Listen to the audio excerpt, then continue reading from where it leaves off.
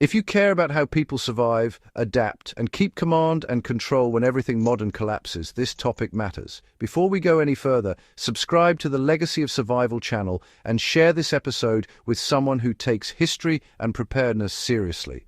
What you're about to hear is not trivia. It's field-tested human problem-solving from an era when communications were cut, jammed, shelled, and deliberately destroyed. Yet messages still had to move, or men died for nothing.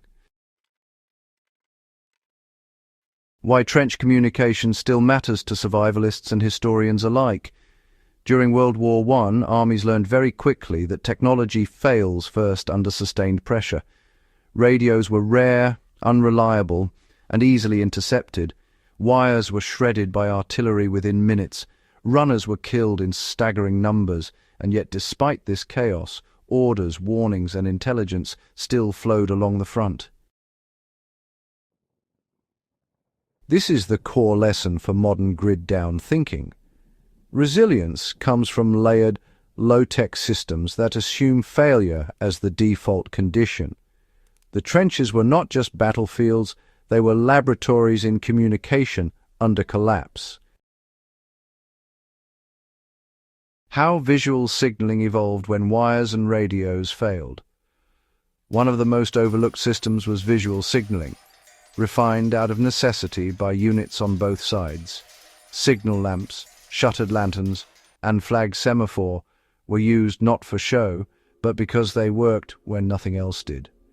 Units in the British Army and the German Army developed strict visual codes that could be read quickly and destroyed mentally just as fast. For a modern survivalist, the takeaway is clear. Establish simple line-of-sight signals with trusted people long before you need them. A lantern covered and uncovered in a timed pattern, a reflective surface flashed from a window, or even a fixed object repositioned in a known way can transmit meaning without electronics. In practice, this means rehearsing signals until recognition is instinctive, not theoretical. Why sound carried differently in trenches and how armies exploited it. Sound behaves strangely in trench systems. The earth absorbed some frequencies while amplifying others. Whistles, bells, and coded knocks on trench walls became reliable tools when visibility dropped. Officers used short whistle blasts to initiate movement, while sentries relied on pre-arranged sound cues to identify friendly patrols in darkness. Today, this translates directly to grid-down environments where visibility is limited by smoke, fog, or night. Establishing non-verbal sound codes, such as a specific rhythm tapped on metal or wood, allows communication without revealing language or position. The key lesson from the trenches is discipline. Sounds were used sparingly, predictably, and only by those trained to recognize them. How runners became living communication networks. Human runners were the backbone of trench communication, especially during major engagements like the Battle of the Somme and Battle of Verdun. These men memorized routes, fallback paths, and alternate commands in case their written orders were lost or destroyed. The message was often as much in the runner's memory as on the paper. For modern application, this really reinforces the importance of redundancy in human knowledge. Never rely on a single written plan. If you operate within a group, make sure multiple people understand objectives, contingencies, and rally points without needing a document or device. Trench commanders assumed messengers would be wounded or killed. That assumption, well, it saved lives when it proved true. Field telephones, really taught the value of repairability over sophistication. They were widely used, but honestly, their true genius wasn't in their fancy design. It was in how quickly soldiers learned to fix them, even while under fire. Lines were run through shallow trenches, buried whenever possible and, constantly patched. Signallers would carry spare wire and, believe it or not, learn to splice it blindfolded.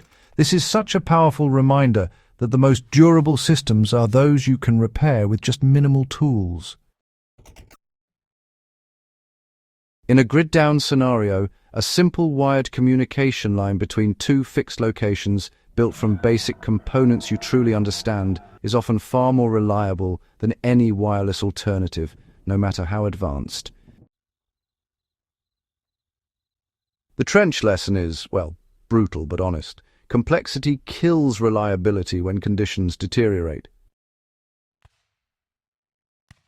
Why deception and misinformation were deliberate communication tools? Not all communication was about clarity. Sometimes it was about confusion. Dummy signals, false flares, and misleading runner routes were used to deceive enemy observers. Communication itself became a weapon. For modern survival planning, this really underscores the importance of information control.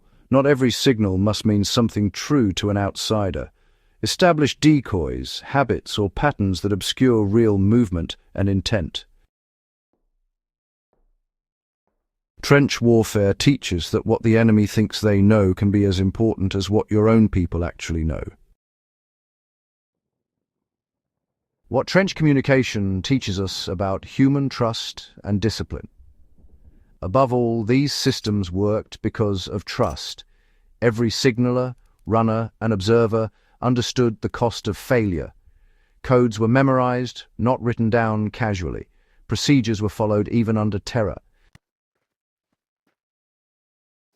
This level of discipline is what modern preparedness often lacks. Gear is meaningless without shared understanding.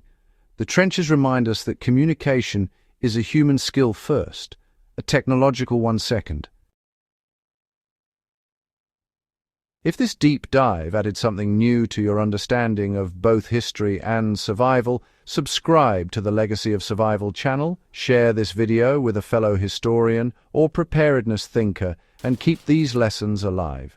The past still has a lot to teach those willing to study it carefully.